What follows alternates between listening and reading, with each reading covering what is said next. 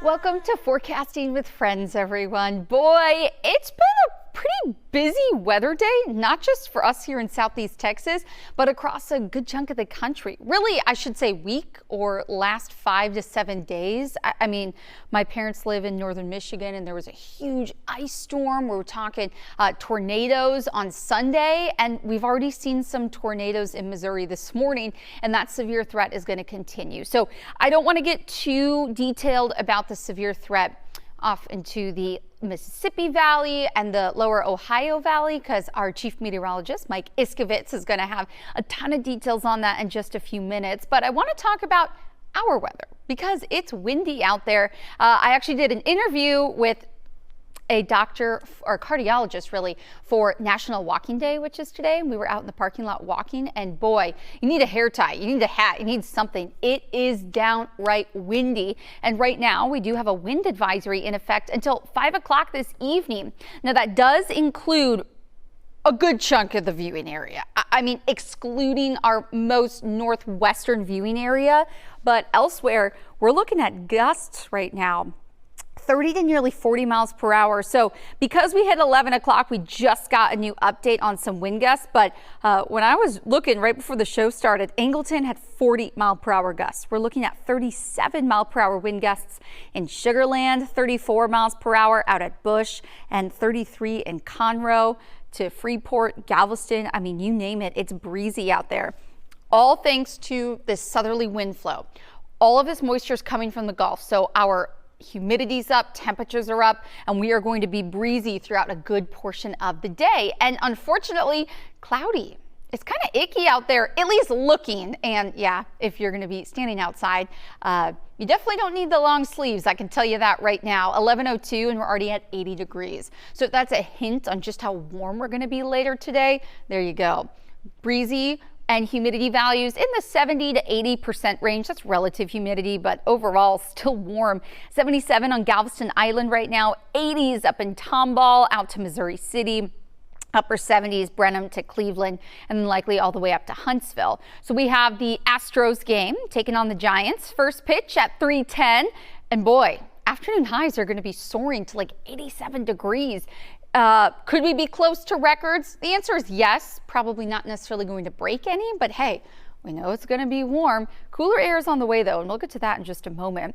Rockets versus Jazz game. Boy, there's so much going on. Breezy. Thankfully, you're inside for that one, so you don't necessarily need to worry about the winds, but you know, walking to and from. The thing is, the most northern portion of our viewing area, so we're talking College Station to Huntsville. I mean, it's like the top sliver of us could be seeing some stronger storms. Now, it's all thanks to this wicked weather that is making its way across portions of Missouri, going to be moving into Tennessee, Arkansas. I mean, I'm just naming a few states, but this is going to be widespread. So let's just talk about what that means for us over the next few days. So our exclusive Fox model shows, hey, could be seeing a few showers rolling in. Again, it would mainly be this afternoon, so keep that in mind if you're taking a late lunch, maybe a few light showers through H-Town into Waller, Montgomery counties. But really, you know, if anything does, it would quickly sweep by College Station and into Huntsville. Now, could be seeing a few more showers as we head into your Thursday afternoon. Again, nothing major.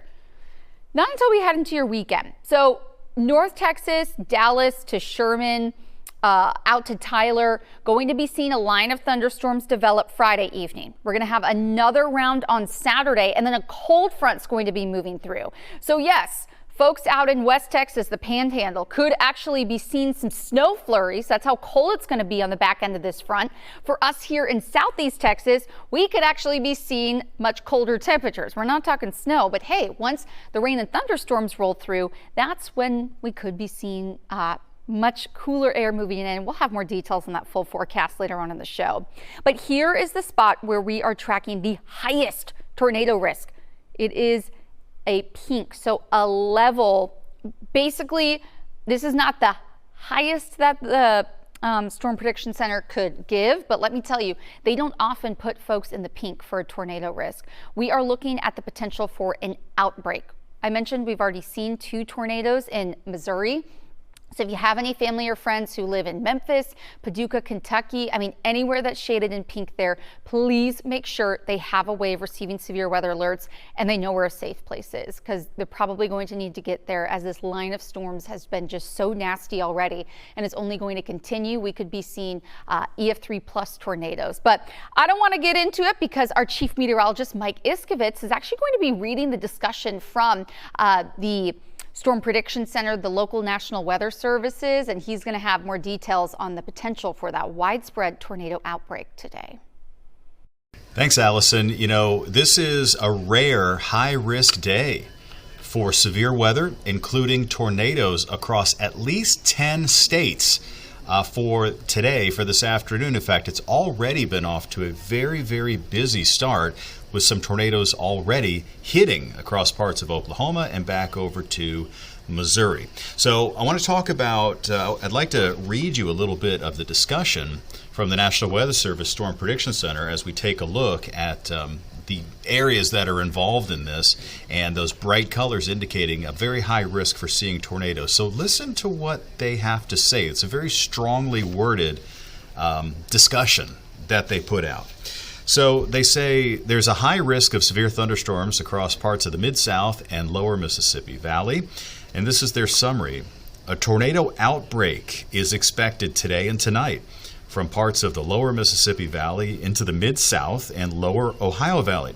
Numerous tornadoes, along with multiple EF3 plus tornadoes, appear likely. In addition, tornadoes, significant severe wind gusts, and large hail to very large hail, like baseball to softball size hail, will be possible across a broad area from North Texas northeastward all the way to the southern portions of the Great Lakes.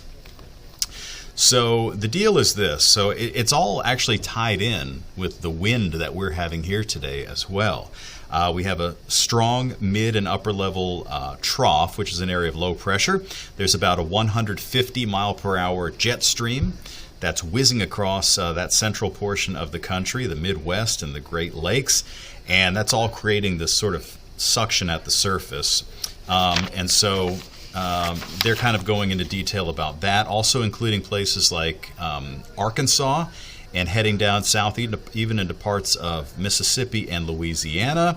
Eventually, a warm front is going to be moving into those areas. Very often, a warm front is the source for rotation or shear.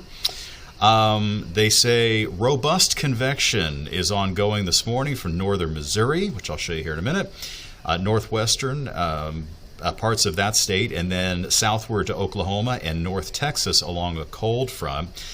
Even with some capping in place, which is an inversion layer in the atmosphere, this jet that we have, this low-level jet that's bringing us such a windy day, is providing lots of low-level moisture to support continued convective intensity. They're also talking about something called a steep lapse rate, which means that the air above the ground gets very cold very quickly. And so the warm air at the surface has a lot of buoyancy. And let's see, a lot of this does get pretty technical, honestly. I don't want to bore you with that, but they're talking about some of the numbers that we look at, some of the values of pretty sophisticated things like what's called SRH, storm relative helicity, which is a measure of spin in the atmosphere. When the storms form, how powerful are they going to lift, and when they do, what's their likelihood to spin? And that's why they're talking about multiple EF3 tornadoes or higher. And in addition to the tornado threat, large to very large hail, up to 2 to 3 inches in diameter is going to be possible, along with severe damaging wind gusts that may occur with supercells and bow echoes or bowing clusters of thunderstorms. So yeah, we're talking about some nasty stuff, okay, just to say the least. So let me walk you through some of this. So again, we have 10 states right now that are included in this elevated risk area with those black lines, which means those are the areas at risk for large tornadoes and long track tornadoes. And long track tornadoes means anywhere from about 20 miles on the ground. and longer. So imagine something that's producing 200-mile-an-hour winds or 180-mile-an-hour winds that's on the ground for 20 miles. That's the kind of stuff that's possible today in this tornado outlook. Now, I want to show you some of the factors that are already playing into everything, and it is, tied in with these windy conditions that we have around here. We're just pumping in the humidity, and there already is a line that's been forming with some thunderstorms around Dallas and extending northward into Oklahoma. Now, we have some reports of tornadoes already, and the reports are not looking fantastic. Now, this comes from 7:40 a.m. this morning from a town called Nevada. That's how it's pronounced, Nevada, Missouri. And this storm report says a tornado track has been reported from the south through the east side of the town of Nevada. Multiple semi-trucks have been overturned on Interstate 49. Roofs are off of structures and trees are uprooted. This track may extend southwest through Moundville, which is another town there, where additional reports of damage have been received. Now, just to the north of that area near Mount Pleasant, Missouri, a deputy reported a rain-wrapped tornado east of Ballard that was on the ground, and it was also confirmed by a TDS, which is a debris signature on radar, which shows that likely a tornado has touched down and is lofting debris into the clouds. Also, just a little bit earlier on in the day at 6:40 a.m., there was a report of a tornado here just north of Tulsa, Oklahoma. There's actually 4 little symbols here, but very likely that was all the same tornado. We'll find out, of course, eventually over the next couple of days. Roof partially blown off at this corner of 86th and Mingo Streets. The radar showed a tornado debris signature, and that's where we use our dual pole radar to tell the difference between raindrops and debris. Something is not a raindrop, and it could be, for example, pieces of trees, tree limbs, pieces of roofs, and things like that. What about the severe outlook here locally for us today? Well, we're looking well off to the north of Houston, so north of Huntsville up to places like Madisonville. A very slight chance of a midday, early afternoon-ish thunderstorm in those locations. But the models are really showing pretty weak activity there, maybe closer to College Station. As far as North Texas, they are included. Dallas-Fort Worth area back over to Tyler and Longview, included in this very likely risk for severe weather. And then, of course, we have that very, very rare extreme 5 out of 5 risk area there for Memphis and for places like Paducah, Kentucky, for Evansville, and then heading down to an area south of Little Rock. So, yeah, it's going to be quite a whopper of a day. Very dangerous weather across much of the country. Around here, luckily, we're on the edge of things, and I don't think we're going to see much of anything other than just a very windy and a very muggy day. Now, don't go away. Coming up next, meteorologist Ramisha Shade is going to give us a look ahead at hurricane season and how the status of the El Nino or La Nina is going to play a role.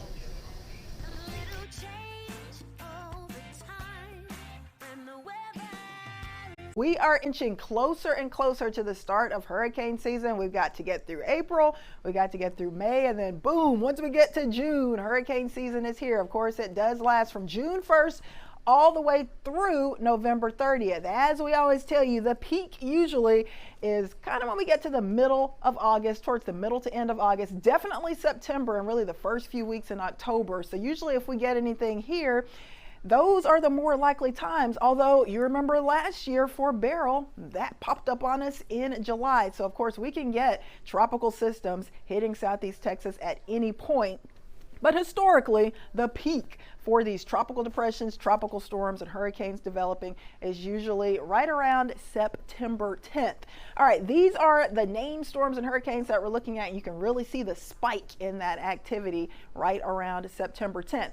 Now, also, we closely monitor what we call El Nino, La Nina. That's when we check out the water temperatures in the Eastern Pacific. So when they are a little bit cooler than normal, that would be La Nina. When they're warmer than average, that would be El Nino. Now notice for the Atlantic tropical activity that we've monitored since 1950, during El Nino years, we typically have a little less tropical action in the Atlantic basin, but for La Nina years, we typically have more tropical activity. So this graphic shows about 254 storms, 99 hurricanes for El Nino years since 1950, about 369 storms and 158 hurricanes for La Nina years. So what are we going to have for the 2025 hurricane season? Well, the projections are indicating that we'll likely start the season off really not being in an El Nino or a La Nina year. We're going to be in something called the neutral phase. So this hurricane season is expected to begin in a neutral INSO phase. So that means the eastern Pacific water temps are neither warmer nor cooler than normal. Now, when we look back to some previous years where we were mainly in that neutral phase, we can kind of look to see maybe what will happen for this season. So basically in 2018, 2012, 2001, 1996, and 1989, those were years where we were in a neutral INSO phase, and we ended up having a slightly above average hurricane season. What type of numbers did we have for those 5 years where we were in that neutral phase? Well, we averaged about 14.8 named storms, 8.6 hurricanes, and about 3.2 major hurricanes. How does that compare to last year? Last year was definitely above average. Average number of named storms from 1991 to 2020, 14. Average number of hurricanes, 7. Average number of major hurricanes, 3. So last year we had 18 named storms, which is above average. 11 of those becoming hurricanes, which of course is still above normal. And out of those, 5 became major hurricanes. That would be category 3 or greater. All right, let's talk about how last hurricane season kind of became personal. If you were living in Houston last July, right around July 8th, you know what happened. We actually had Hurricane Beryl roar through the Southeast Texas area. Now, before it hit the Houston area, peak intensity for Beryl was a category 5, 165 mile per hour wind. So thank goodness it didn't hit us that strong. But landfall in Southeast Texas was right around a category 1, and it still did tremendous structural damage, knocked out power to tons of people. So it still produced a lot of damage. Some of you picked up over 10 inches of rain from Beryl.